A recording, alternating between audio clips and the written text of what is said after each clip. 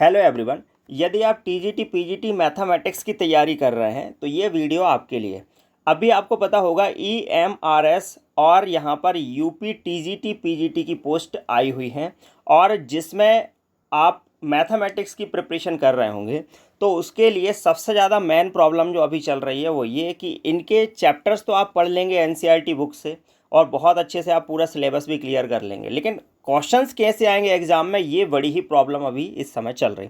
तो उस प्रॉब्लम को दूर करने के लिए मैं यहाँ पर रेगुलर वीडियो आपको प्रोवाइड करूँगा। अगर आपको वीडियो अच्छा लगता है तो लाइक और शेयर जरूर करें और कमेंट बॉक्स में कमेंट करके मुझे बताएं कि आपकी बेसिक प्रॉब्लम क्या है। उस बेसिक प्रॉब्लम को मैं दूर करूँगा और साथ ही साथ अगर आप इसकी PDF चाहते हैं और इसके अलावा नोट्स चाहते हैं, क्वेश्चन की MCQ की जो PDF है वो चाहते हैं, तो उसके लिए आप 9753864830 पर आप मुझे मैसेज करिए। मैं आपको इसकी बुक्स की जो PDF होंगी, जो भी मेरे पास मटेरियल होगा, पूरा आपको मैं सेंड कर दूंगा आपके नंबर पे। तो चलिए स्टार्ट करते हैं। तो आज मैं आपको सेट्स, रिलेशंस एंड फंक्शंस से रिलेटेड क्वेश्चंस आपको करवा रहा हूँ। यहाँ पर टॉप 10 क्वेश्चंस मैं आपको करवाने वाला हूँ, तो बने रहिएगा अंत तक। सारे क्वेश्चन अच्छे तरीके से देखिए। अगर कोई बात समझ में नहीं आती तो कमेंट बॉक्स में कमेंट करके बता सकते हैं। तो स्टार्ट करते हैं। तो सबसे पहला क्वेश्चन आपके सामने है। यहाँ पर देखिएगा, बिल्कुल ईजी क्वेश्चन है ये तो। और बेसिकली अगर थोड़ा बहुत भी बेसिक आपका क्लियर है तो आप इस क्वेश्चन को इजीली कर सकते हैं। तो आपके पास 30 सेकंड का टाइम है। कमेंट बॉक्स में कमेंट करके बताइए इसका आंसर क्या होगा। साथ के साथ अगर आपको इसके बेसिक नहीं आते तो इसके लिए मैंने यहाँ पर अभी 12th की मैथ्स के 3 वीडियोस हैं चैनल पर, प्लेलिस्ट पर आपको मिल जाएंगे। और एनसीईआरटी बुक के 12th के 3 वीडियोस पड़े हुए हैं, वहाँ पर आपको इसके बेसिक मिल जाएंगे। और साथ के साथ आगे मैं और भी वीडियोस डालने वाला हूँ जिसमें बेसिक कॉन्सेप्ट जो होंगे एनसीईआरटी बुक के वो भी आपको प्रोवाइड हो जाएंगे। तो आज आप इस वीडियो को देखने के बाद मुझे बताइए कि आगे आपको वीडियो चाहिए कि नहीं। तो चलिए स्टार्ट करते हैं। तो यहाँ पर ये क्वेश्चन क्या लिखा था कि x is such that x is equals to 1/y where y belongs to n। देखिए ये बिलोंग्स टू का साइन होता है, मतलब कि y बिलोंग कर रहा है n। तो n यहाँ पर क्या है, कैपिटल N क्या होता है, नेचुरल नंबर। अब नेचुरल नंबर कहाँ से स्टार्ट होता है, 1 से, 1 2 3। अब ये सारी चीज़ें बेसिक हैं, ये आपको पता होना चाहिए। चूँकि ये 11th क्लास से रिलेटेड क्वेश्चंस हैं, सेट्स एंड रिलेशन से रिलेटेड क्वेश्चंस हैं, तो आप समझिए कि यहाँ पर कम से कम 10 तक का नॉलेज तो आपको होना चाहिए। चलिए देखते हैं। तो अगर यहाँ पर नेचुरल नंबर 1 2 3 होगा तो आप एक बात बताइए कि x इज इक्वल्स टू क्या है, 1/y। तो x is equals to 1/y है, तो आप एक बात बताइए कि यहाँ पर सेट बनेगा कैसे। अगर आप यहाँ, क्योंकि बाय नेचुरल नंबर में बिलोंग कर रहा है तो 1 से स्टार्ट करेंगे, तो x की वैल्यू निकालने के लिए आप क्या करेंगे, यहाँ पर y की प्लेस पर पहले 1 रखेंगे तो 1 आएगा। फिर यहाँ पर y की प्लेस पर 2 रखेंगे तो क्या आ जाएगा, यहाँ पर 1/2 आ जाएगा। फिर यहाँ पर y की प्लेस पर आप क्या रखेंगे, 3, तो 1/3 आ जाएगा। तो ऐसे करके ये इनफाइनाइट तक चला जाएगा, ठीक है, क्योंकि इसकी लिमिट तो यहाँ पर दी नहीं है। अब आप एक बात बताइए, इस क्वेश्चन का आंसर आप देखते से भी बता सकते थे। क्योंकि यहाँ पर नेचुरल नंबर है तो इसको इतना सॉल्व करने की ज़रूरत ही नहीं थी, क्योंकि जीरो तो होगा ही नहीं। क्यू में बिलोंग जीरो नहीं करेगा क्योंकि 1 से स्टार्ट होगा, क्योंकि क्यू पूरा सेट है। तो यहाँ पर जीरो इसमें बिलोंग नहीं करेगा, तो ए ऑप्शन होगा नहीं। बी ऑप्शन होगा कि नहीं, तो बिल्कुल होगा बी ऑप्शन, क्योंकि देखिए यहाँ पर 1 इसमें बिलोंग कर रहा है। तो B option is the right answer, ठीक है। 2 इसमें होगा नहीं, कहीं देखिए आप आगे तक चले जाएंगे 2 कहीं नहीं मिलेगा। 2/3 भी आपको नहीं मिल सकता क्योंकि ऊपर ऑलरेडी 1 है। तो इस तरीके से सी ऑप्शन भी नहीं है, डी ऑप्शन भी नहीं है, तो बी ऑप्शन ही इसका करेक्ट आंसर है। विद इन अ सेकेंड आप इसका आंसर बता सकते थे। तो चलिए चलते हैं नेक्स्ट क्वेश्चन की ओर। अगला सवाल है आपके सामने। देखिए यहाँ पर लिखा है, if PA denotes the power set of A and A is the void set, then what is number of element in P। और यहाँ पर देखिएगा पावर सेट बना के रखे हुए हैं, और पावर सेट में इन्होंने क्या करा है कि PA एक क्या है कि नल सेट है, void सेट है, ठीक है। A is a void set. void set का मतलब होता है कि कोई भी एलिमेंट अगर सेट में नहीं होता तो उसको हम void सेट कहते हैं, नल सेट कहते हैं, ठीक है। और इसको डिनोट करते हैं हम किससे, फाई से। तो यहाँ पर जो PA लिखा हुआ है, आप एक बात बताइए कि यहाँ पर इसमें तो ओनली 1 ही एलिमेंट होगा, ठीक है। लेकिन इसका पावर सेट आप फिर निकालेंगे, फिर इसका पावर सेट निकालेंगे, फिर इसका पावर सेट निकालेंगे। तो पावर सेट में एलिमेंट्स की संख्या ज्ञात करने के लिए आप क्या करते हैं, 2 की पावर n फार्मूला यूज़ करते हैं, ठीक है, ये आपको पता होगा। तो पहले तो हम यही समझ लेते हैं कि पावर सेट होता क्या है। देखिए पावर सेट का मीनिंग ये है कि जैसे मान लीजिए यहाँ पर हमने एक सेट लिया ABC, मान लीजिए एक ये सेट है ABC, ठीक है। तो इसके अंदर जितने भी मैं यहाँ पर सेट बना सकता हूँ, इसके सबसेट बना सकता हूँ। तो एक सबसेट में A बना दूंगा, दूसरा सबसेट में यहाँ पर AB बना दूंगा, तीसरा सबसेट यहाँ पर मैं ABC बना दूंगा। तो ये सभी इसके पावर सेट कहलाते हैं, बस ये है, ठीक है ना। तो ये क्लियर हो गया होगा आपको। तो इसको अपन कैसे निकाल सकते हैं, 2 की पावर n से। तो यहाँ पर अगर आप फाइनली देखें तो ये 1 हो गया, ये 2 हो गया, ये 3 हो गया, ये 4 हो गया। तो 2 की पावर क्या हो जाएगी, 4 हो जाएगी। अब 2 की पावर 4 हो गई तो वैल्यू क्या आ जाएगी, 16 आ जाएगी। तो फाइनली इसका आंसर क्या हो जाएगा, 16। D option is the right answer. और इसका अगर आपको कॉन्सेप्ट समझ में अगर अभी भी क्लियर नहीं है तो इसके लिए आप NCERT 11 उठा के देखिए, वहाँ पर आपको इसका कॉन्सेप्ट मिल जाएगा। और अगर आप कहते हैं कि इसके कॉन्सेप्ट के लिए वीडियो बनाना है अलग से तो आप कमेंट बॉक्स कमेंट करके बोल सकते हैं। चलिए चलते हैं नेक्स्ट क्वेश्चन। अगला सवाल आपके सामने है, आप देखिए ज़रा इस क्वेश्चन को ध्यान से समझिएगा।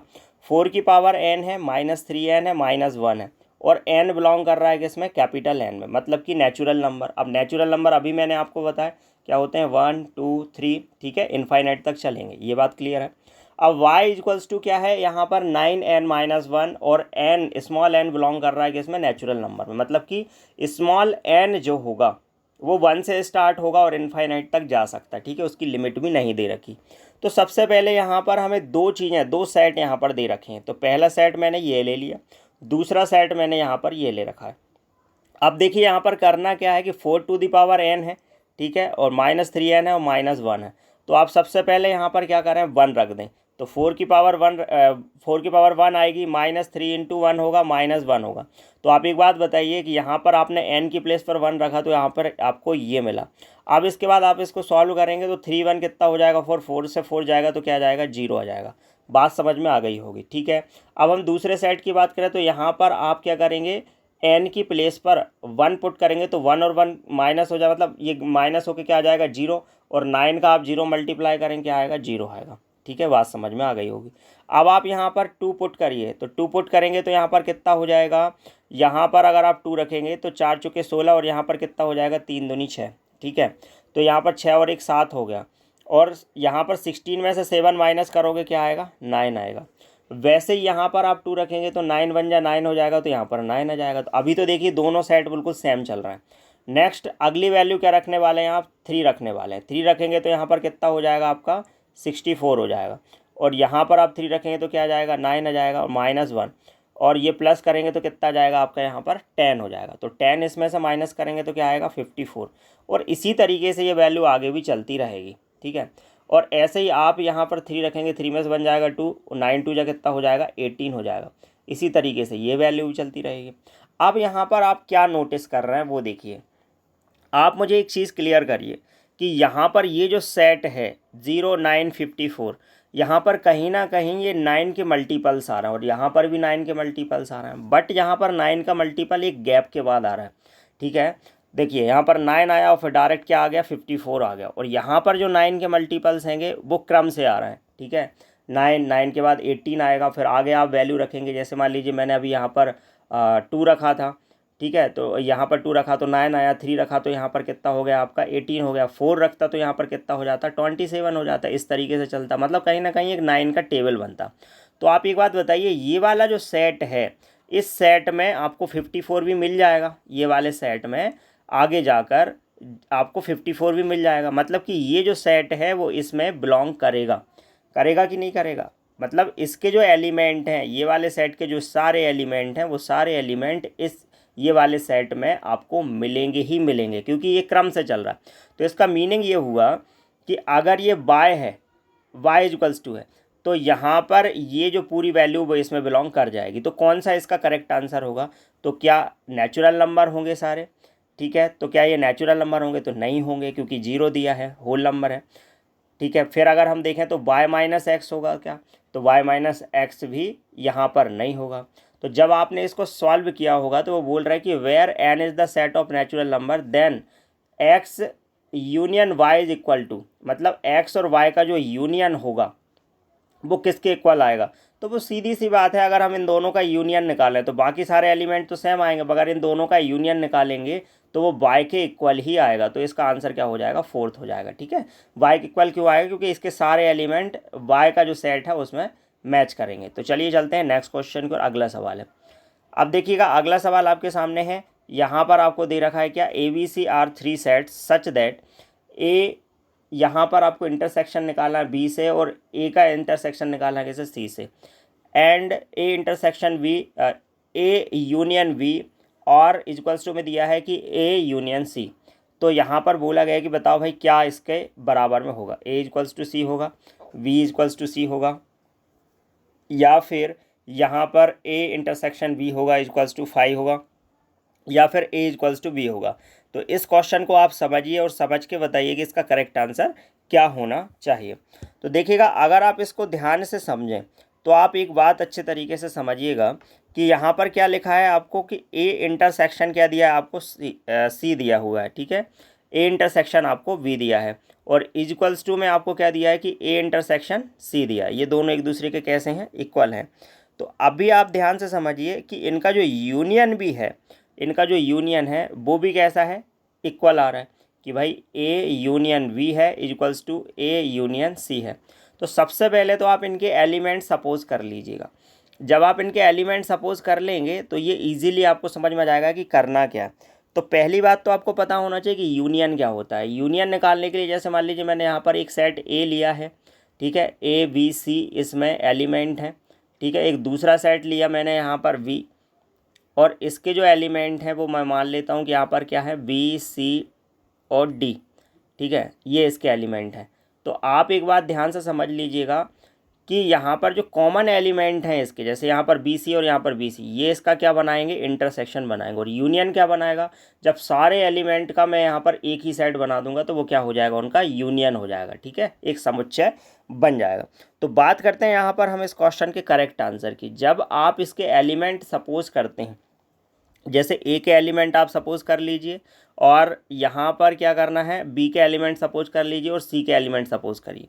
तो आप एक बात यहाँ पर कॉमन देख रहे होंगे, वो क्या कॉमन देख रहे हैं आप कि ए जो है उसका इंटरसेक्शन बी से और ए का इंटरसेक्शन सी से कैसा है, इक्वल है। इसका मीनिंग ये निकला कि ए के जो एलिमेंट हैं वो बी में है और फिर यहाँ पर ए के जो एलिमेंट हैं वो किस में है, सी में है, ठीक है, कुछ एलिमेंट कैसे हैं, सी में है। इसका मीनिंग ये हुआ कि ए दोनों में कैसा है, कॉमन है। इसके अलावा ए और बी का जो यूनियन है और ए और सी का जो यूनियन है वो दोनों कैसा आ रहा है, सेम आ रहा है। तो एक बात आप ध्यान से समझिए कि अगर यहाँ पर किसके एलिमेंट सेम हो सकते हैं, इक्वल हो सकते हैं, किसके एलिमेंट यहाँ पर इक्वल हो सकते हैं, ये बात अपन को समझनी। आप एक बात समझिए, अगर ए का इंटरसेक्शन बी से है और ए का इंटरसेक्शन सी से है तो ये चीज़ आपको यहाँ पर देखने को मिल रही होगी कि ए दोनों जगह आपको यहाँ पर दिखाई दे रहा है। अगर ए दोनों जगह दिखाई दे रहा है तो ए बी सी और डी मैं अगर ए में मान लेता हूँ और बी में मैं यहाँ पर ले लेता हूँ सी डी ई, ठीक है, ये मैं बी में ले लेता हूँ। तो आप एक बात समझिए कि जब मैं इनका इंटरसेक्शन निकालूंगा ए और बी का तो सी और डी तो दोनों में रहेंगे ना, सी और डी तो दोनों में रहेंगे, यही इसका क्या होगा, इंटरसेक्शन होगा, क्योंकि सी डी इसमें भी है और सी डी इसमें भी है, तो यही इसका क्या होगा, इंटरसेक्शन होगा। तो आप एक बात समझिए यहाँ पर कि ए और बी का इंटरसेक्शन और ए और सी का इंटरसेक्शन दोनों इक्वल हैं। तो मतलब ये हुआ सी डी जो है वो किस में भी बिलोंग करेगा, सी में भी बिलोंग करेगा। तो बी के जो एलिमेंट हैं वो सी में बिलोंग कर जाएंगे, ठीक है, और ए यूनियन बी और ए यूनियन सी दोनों इक्वल हैं। तो इसका मतलब ये हुआ कि यहाँ पर सी डी और सी डी दोनों में बिलोंग कर जाएगा, बी में भी और सी में भी, और वैसे ही यूनियन भी इक्वल है। तो सीधी सी बात है बी और सी यहाँ पर कैसा हो जाएगा, equal. Then B is the correct answer. चलिए चलते हैं नेक्स्ट क्वेश्चन को। अगला सवाल आपके सामने, तो बताइए जल्दी से 30 सेकंड के अंदर इसका आंसर क्या होगा। देखिए, सबसे पहले आप यहाँ पर ये समझिए कि आपको दिया क्या है। यहाँ पर क्वेश्चन में लिखा है A1 A2 A30 are 30 sets. यहाँ पर टोटल सेट कितने हैं, ये 30 हैं। ये चीज़ आपको क्लियर हो गई होगी कि भाई यहाँ पर टोटल यहाँ पर जो एलिमेंट्स हैंगे, सेट हैं, वो कितने हैं, यहाँ पर 30 सेट हैं, ईच हैविंग 5 एलिमेंट। और हर एक सेट में कितने एलिमेंट हैं, यहाँ पर 5। तो टोटल एलिमेंट हो कितने जाएंगे, आप एक बात समझिए कि जब यहाँ पर टोटल सेट कितने हैं, 30 हैं, और एक सेट में 5 एलिमेंट हैं, तो टोटल एलिमेंट कितने हो जाएंगे, यहाँ पर 30 इंटू 5, ठीक है, ये बात समझ में आ गई। अब 5 एलिमेंट हैं and B1 B2 Vn are n set. अब ये सेट की यहाँ पर संख्या नहीं दे रखी, हैविंग 3 एलिमेंट, और हर एक सेट में कितने एलिमेंट हैं, 3 हैं। तो यहाँ पर टोटल एलिमेंट की संख्या कितनी हो जाएगी, 3n हो जाएगी। ये बात आपको समझ में आ गई होगी, ठीक है। टोटल एलिमेंट की संख्या क्या हो जाएगी यहाँ पर 3n हो जाएगी। लेकिन आप एक बात समझिए कि ये यहाँ पर बोल रखा है कि i की वैल्यू जो है वो 1 से कहाँ तक जा रही है 30 तक, तो ये बात तो यहाँ पर हमको क्लियर हो भी रही है कि 30 तक ही जा रही। लेकिन ये बोल रखा है इन्होंने कि ये दोनों इक्वल भी हैं। अब जब इक्वल हैं तो सीधी सी बात है कि आगे जाके हम यहाँ से इक्वल रख के ये जो n की वैल्यू है, ठीक है, कितने सेट हैं ये अपन निकाल सकते हैं। तो देखते हैं, अब आगे बढ़ें तो बोला गया कि each element of S belong to exactly 10, ठीक है, मतलब हर एक एलिमेंट जो है इनमें जो बिलोंग कर रहा है वो एग्जैक्टली 10 ऑफ ए आईज, मतलब जो 10 है ए आई का जो 10 एलिमेंट है, and exactly 9 of V J's the value of n is equal to.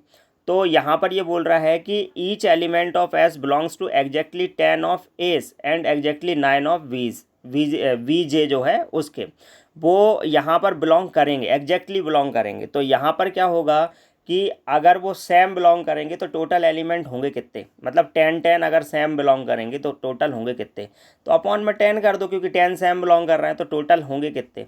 तो यहाँ पर कितना आ जाएगा एन एस इक्वल्स टू आपका 15 आ जाएगा। ये बात समझ में आ गई होगी आपको। तो ये हो गई इक्वेशन फर्स्ट। अब यहाँ पर आप एक बात बताइए कि ये 3n क्या है अपने पास, एन एस की वैल्यू दूसरे वाले के लिए क्या आ गई 3n आ गई, लेकिन उसमें टोटल कितने बिलोंग कर रहे हैं 9, तो अपॉन में क्या आ जाएगा 9, ठीक है। और एन एस की वैल्यू अपन ऑलरेडी पहले निकाल चुके हैं, तो यहाँ पर क्या हो जाएगा, यहाँ पर 15 रख दोगे इक्वल्स टू 3n अपॉन क्या है 9 है। अब आप इसको सॉल्व करेंगे तो 3 3 जा क्या हो जाएगा 9 और 15 तिया कितना हो जाएगा 45, मतलब यहाँ पर 45 is the right answer, C option is the correct, ठीक है। ये बात समझ में आ गई होगी। चलिए चलते हैं नेक्स्ट क्वेश्चन की ओर। अगला सवाल आपके सामने, ये क्वेश्चन भी बिल्कुल इजी है, आप इजीली इस क्वेश्चन को कर सकते हैं, लेकिन थोड़ा ध्यान से समझिए कि कैसे होगा। देखिए इसके कॉन्सेप्ट क्लियर नहीं होंगे तो सवाल नहीं बनेंगे। सबसे पहले मेन चीज़ है कि इसके कॉन्सेप्ट आपको पता होना चाहिए। अब देखिए A union B union C equals to क्या है यू, यूनिवर्सल सेट है। ए माइनस वी यहाँ पर यूनियन निकाल रखा है बी माइनस सी से, और इसका यूनियन निकाल रखा है सी माइनस ए से, और इसका कॉम्प्लीमेंट निकाल रखा है। तो सबसे पहले तो आपको पता होना चाहिए कि कॉम्प्लीमेंट क्या होता है।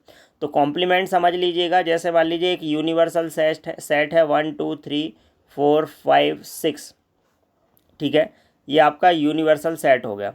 तो आप एक बात समझ लीजिएगा कि यहाँ पर अगर ये यूनिवर्सल सेट होगा तो यहाँ पर आपको एक बात समझनी होगी कि 1 2 3 4 5 अगर ए में बिलोंग कर रहा है क्या 1 2 और 3, तो आपको इसका कॉम्प्लीमेंट निकालना है, तो इसका कॉम्प्लीमेंट क्या हो जाएगा 5 हो जाएगा। क्यों हो जाएगा 5 की कॉम्प्लीमेंट का मीनिंग ये होता है कि जो एलिमेंट ए में बिलोंग कर रहे हैं उसके अलावा जो एलिमेंट बचे हैं वही इसका कॉम्प्लीमेंट होता है। ईजीली मैंने आपको ये बात समझा दी। अब आपको यहाँ पर ये समझना है कि जैसे मान लीजिए आपने 3 सेट ले लिए, ठीक है, मैंने यहाँ पर ये 3 सेट के लिए यहाँ पर एक समुच्चय बना रखा है, ठीक है। अब ये जो बीच वाला जो एरिया है ये किस चीज़ को दिखा रहा है, ये दिखा रहा है A union B union intersection को यहाँ पर, ठीक है, यूनियन नहीं होगा इंटरसेक्शन होगा, A intersection B intersection C, मतलब तीनों के जो कॉमन एलिमेंट हैं उनको दिखा रहा है, ठीक है, ये वाला एरिया। तो ये बात आप समझ गए होंगे। अब ये वाला जो एरिया वो किसको दिखा रहा है, जैसे अगर ये ए है और ये बी है और ये वाला सेक्शन सी है ऊपर वाला ये, तो आप एक बात समझिए ये एरिया किसको दिखा रहा है ए माइनस बी को, और ये किसको दिखा रहा है बी माइनस सी को, ठीक है, और ये दिखा रहा है किसको सी माइनस ए को, ये किसको दिखा रहा है सी माइनस ए को। तो फाइनली अगर आप देखें इसको, जब आप इसको सॉल्व करेंगे तो आप अब ध्यान से समझिए कि पूछा क्या है। वो बोल रखा है कि भाई A minus B union B minus C union C minus A का जो कॉम्प्लीमेंट है वो किसके इक्वल होगा, ये उन्होंने पूछ रखा है।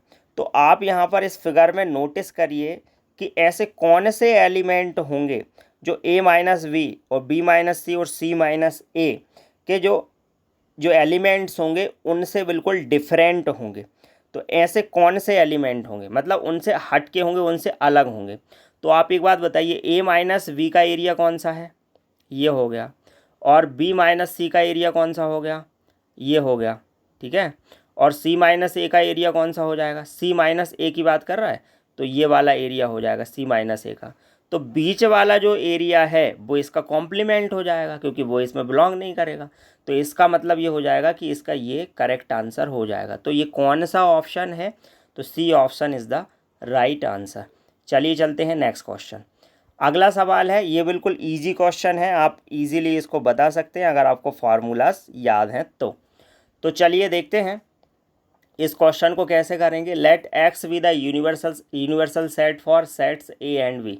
भाई एक्स क्या है? एक यूनिवर्सल सेट है। इफ़ एन ए 200 दिया है, एन बी 300। देखिए this is the very very easy questions, because यहाँ पर सबसे बड़ी बात ये होती है कि फार्मूला बस याद हो तो ईजिली आप इनको कर सकते हैं। ठीक है, अब हम जानते हैं कि फार्मूला क्या होता है। फार्मूला होता है हमारे पास N A union V is equals to होता है N A plus N V minus N A intersection V. ठीक है, ये हमारे पास फार्मूला होता है। अब यहाँ पर आप वैल्यू रखिए। अगर आप एन ए यूनियन वी की वैल्यू निकालेंगे तो एन ए की वैल्यू यहाँ पर कितनी है? 200 है। एन वी की वैल्यू कितनी है? 300 है। और इंटरसेक्शन की वैल्यू क्या है? 100 है। सॉल्व कर दिए भाई, यहाँ पर 200 और 300 प्लस करिए 500, 400 जाएगा तो कितना जाएगा आपका? यहाँ पर 100 जाएगा इसमें, तो कितना जाएगा? 400 आ जाएगा। ठीक है, तो यहाँ पर यूनियन की वैल्यू क्या आ गई? 400 आ गई। अब आपको वैल्यू का की निकालना है। वो बोला है कि भाई provided n x is equal to, तो एन एक्स की आपको वैल्यू निकालनी। तो एन एक्स के लिए फार्मूला क्या होता है ये आपको पता होना चाहिए। अब एन एक्स की अगर आपको वैल्यू निकालनी है तो उसके लिए फार्मूला ये है, N A dash intersection B dash is equals to n A union B का यहाँ पर कॉम्प्लीमेंट। ठीक है, और n x is equals to यहाँ पर मिलेगा आपको क्या? बीच में माइनस होता है यहाँ पर। ठीक है, minus N A union B. ठीक है, ये इसका फार्मूला होता है। अब आपको बस कुछ नहीं करना है, यहाँ पर वैल्यू रखना है। एन ए यूनियन वी की वैल्यू रखेंगे तो यहाँ पर क्या अभी हमने निकाली है तो 400 हो जाएगी। ठीक है, और एन एक्स की वैल्यू हम इजीली निकाल ही सकते हैं, कोई दिक्कत ही नहीं है। और इसके अलावा अगर हम देखें तो हमें यहाँ पर वैल्यू दे रखी है। यहाँ पर अगर हम देखें तो यहाँ पर बोल रखा है कि n A dash intersection B dash की वैल्यू क्या दे रखी है? यहाँ पर 300। तो यहाँ पर आप इसकी जगह पे वैल्यू क्या रख देंगे? यहाँ पर 300 रख देंगे। सॉल्व करेंगे तो 400 इस तरफ लेके आ जाएंगे तो 300 प्लस 400 क्या हो जाएगा? 700। तो B option is the right answer. तो बात समझ में आ गई होगी। ठीक है, अगर आपको यहाँ पर वीडियो अच्छा लग रहा हो तो शेयर करिए, लाइक करिए और ज़्यादा से ज़्यादा स्टूडेंट्स को जोड़िए। अगर आप ऐसा काम करते हैं तो मैं आपसे रियली कह रहा हूँ कि कोई भी पेड कोर्सेस नहीं होंगे, बिल्कुल फ्री ऑफ कॉस्ट पूरा सिलेबस आपको कंप्लीट करा दूंगा। लेकिन आपको मेहनत करनी पड़ेगी, तभी आपको आगे कोर्स मिलेगा, अदरवाइज़ ऐसे नहीं हो पाएगा। देखिए स्टूडेंट्स देखेंगे वीडियोस, फॉलो करेंगे और तभी आगे आपको फ्री वीडियोस मिलेंगे और आगे की जो फैसिलिटीज़ हैं वो मिल जाएंगी। ठीक है, तो चलिए नेक्स्ट क्वेश्चन करते हैं।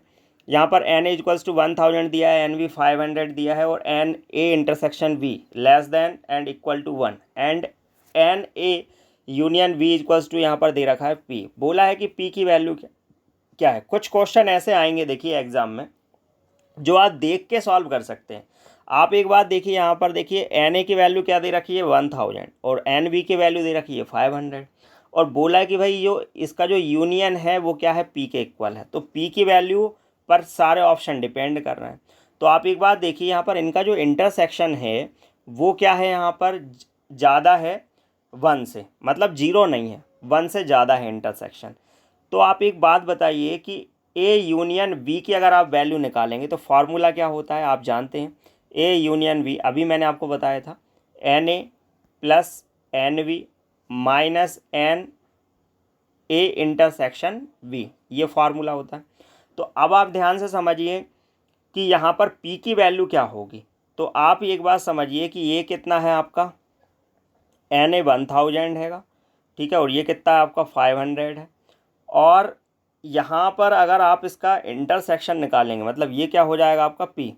और बोला है कि इनका इंटरसेक्शन किससे बड़ा है? 1 के इक्वल ही हो सकता है और 1 से बड़ा हो सकता है। तो एक बात बताइए, जो P की जो वैल्यू होगी, P की जो वैल्यू होगी मतलब इसकी जो वैल्यू होगी वो डिपेंड करेगी किस पर? 1000 पे और 500 पे। तो इसके बीच में होगी। लेकिन आप एक बात ध्यान से समझिएगा कि इसकी वैल्यू इसके बीच में तो होगी, लेकिन आप एक बात बताइए कि यहाँ पर अगर ये 1 के इक्वल होगा तो आप इसको 1 ही मान लीजिए। अगर आप इसको 1 ही मान लेते हैं तो आप समझिए कि जो पी का जो मान आएगा वो या तो 1500 हो सकता था अगर ये 1 ना होकर 0 होता तो, और अगर ये 1 ही है, एटलीस्ट 1 अगर मैं ले लूँ तो कितना हो सकता है ये, तो 1 आप 1500 में से घटाएंगे तो कितना आएगा, 1499 आएगा। तो 1499 हो सकता है, या फिर सबसे कम अगर इसकी वैल्यू 500 ही है, एक ना होकर कितनी है, 500 ही है, क्योंकि यहाँ पर एक से तो ज़्यादा है तो 500 ही है, तो 500 होगी तो वो कितनी वैल्यू आ सकती है, 1000 हो सकती है। तो पी का जो मान है वो 1000 से 1499 के बीच में होगा। तो हो गया solve, D option is the right answer. Easily आप समझ पाए होंगे। तो ये चीज़ें आपको अपने दिमाग में सॉल्व करनी है, पर कॉन्सेप्ट क्लियर होंगे तभी आप क्वेश्चन को अपने दिमाग में सॉल्व कर सकते हैं। अब चलिए चलते हैं नेक्स्ट क्वेश्चन। अगला सवाल आपका दे रखा है यहाँ पर, एन ए इक्वल्स टू क्या है, 4 है, एन बी इक्वल्स टू 3 है, और एन ए बी सी 24 दिया है, then n C is equal to, अब ये तो डायरेक्ट आप फार्मूला ही लगा दीजिए। इसका फार्मूला क्या होता है पहले वो लिख लीजिएगा, n A into B into C equals to होता है N A n multiply by n B multiply by n C, ये फार्मूला होता है। बस आपको वैल्यू रखना है, एन ए की वैल्यू कितनी है यहाँ पर 4 है, एन वी की वैल्यू 3 है यहाँ पर, और इसके अलावा एन सी की वैल्यू आपको निकालना है। ठीक है, सॉल्व कर दीजिए आप इसको, और इसकी वैल्यू आपको 24 दे रखी, काट दीजिए इसको, 4 6 24, 3 दूनी 6 हो जाएगा, तो यहाँ पर कितना जाएगा, 2 आंसर हो जाएगा। ठीक है, करेक्ट आंसर क्या हो गया, 2 हो गया। तो ईजीली आप समझ पाए होंगे, यहाँ पर बहुत आसान सवाल था, फार्मूला याद रखना पड़ेगा आपको। अब आ जाता है 10th नंबर का क्वेश्चन। अब ये रिलेशन से है क्वेश्चन, तो इसके लिए मैंने आपको बताया कि 12th क्लास का मैंने वीडियो बनाए हैं, 3 वीडियो में मैंने यहाँ पर बताया है कि रिलेशन में सिमेट्रिक प्रॉपर्टी क्या होती है, रिफ्लेक्सिव क्या होता है और ट्रांजिटिव क्या होते हैं। ठीक है, ये चीज़ें बहुत अच्छे से मैंने वहाँ पर समझा रखी हैं, आप थोड़ा सा समझिएगा। यहाँ पर सबसे पहले तो आप ये देखिए कि जो सेट आपको दे रखे हैं उसमें क्या लिखा है, देखिए 3 3 लिखा है, 6 6 9 9 12 12। ठीक है, सेम एलिमेंट दे रखें। तो आप एक बात समझिए, अब सेम एलिमेंट दे रखे हैं तो रिफ्लेक्सिव क्या होता है, रिफ्लेक्सिव में क्या होता है कि अगर ए बिलोंग कर रहा है किसी भी पर्टिकुलर सेट में, मान लीजिए आर में ही बिलोंग कर रहा है ए, तो ए बिलोंग कर जाए किस में, आर में ही, तो वो क्या हो जाता है, रिफ्लेक्सिव हो जाता है। तो 3 3 बिलोंग कर गया तो मतलब ये जो है ये रिफ्लेक्सिव तो है। ठीक है, ये जो सेट है वो रिफ्लेक्सिव तो होगा। लेकिन अगर हम देखें यहाँ पर कि ये सेमेट्रिक होगा कि नहीं, तो सेमेट्रिक के लिए प्रॉपर्टी क्या होती है, सेमेट्रिक के लिए प्रॉपर्टी होती है जैसे ए बी बिलोंग कर रहा है किसी पर्टिकुलर सेट में, तो बी ए भी बिलोंग कर जाए उस पर्टिकुलर सेट में तो वो सेमेट्रिक कहलाता है।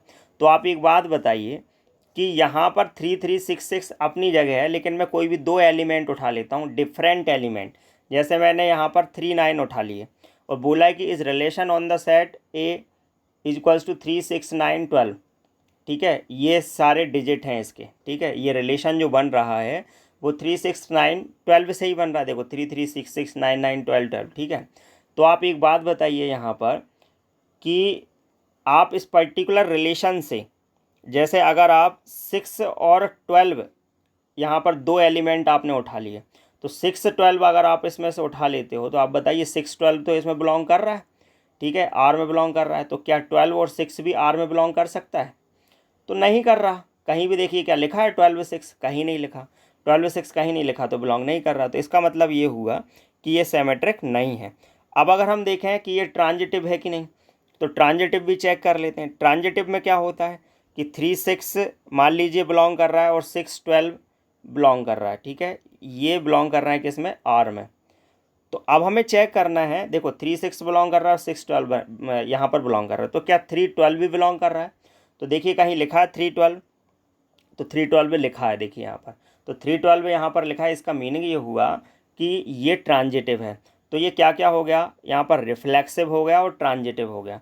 तो सी ऑप्शन में देखिए लिखा है रिफ्लेक्सिव एंड ट्रांजिटिव, तो इसका मीनिंग क्या हुआ, 10th क्वेश्चन का जो करेक्ट आंसर है वो सी ऑप्शन है। तो बात आपको यहाँ तक बहुत अच्छे से क्लियर हो गई होगी। अगर आपके कुछ भी डाउट आ रहा है इससे रिलेटेड तो आप मुझसे पूछ सकते हैं, कमेंट बॉक्स में कमेंट करके बताइएगा जो भी आपको दिक्कत है, क्योंकि जिस तरीके से आपकी प्रॉब्लम्स होंगी उसी तरीके से मैं आपको आगे भी वीडियो प्रोवाइड करूँगा। अभी देखिए एग्ज़ाम की डेट भी आगे बढ़ गई है। जो EMRS का जो आपके एग्ज़ाम्स थे, मुझे लग रहा है लगभग 1-1.5 महीने आगे बढ़ गए। तो आपको टाइम बहुत मिल गया है। जून में एग्ज़ाम होना था, अब लगता है जुलाई अगस्त में एग्ज़ाम होगा। तो टाइम बहुत मिल गया है। तो मैं ये मान के चलता हूँ कि अगर अभी से भी हम स्टार्ट करते हैं तो काफ़ी हद तक हम बहुत कुछ अच्छा कर लेंगे। तो इसके लिए मैं आप सबसे सिर्फ इतना ही कहूँगा कि आप सब लोग थोड़ा सा रेगुलर रहिए और मेहनत करिए, और साथ के साथ आप थोड़ा सा सपोर्ट करिए भारत एजुकेशन का, तो आपको वीडियोस भी जो हैं वो रेगुलर मिलेंगे। ठीक है, तो जो भी बात हो आप कमेंट बॉक्स में कमेंट करके ज़रूर बताएं, और शेयर और लाइक ज़रूर कर देना। ज़्यादा से ज़्यादा स्टूडेंट्स को आप भारत एजुकेशन से जोड़िए। तो आज के लिए इतना ही। Thank you very much.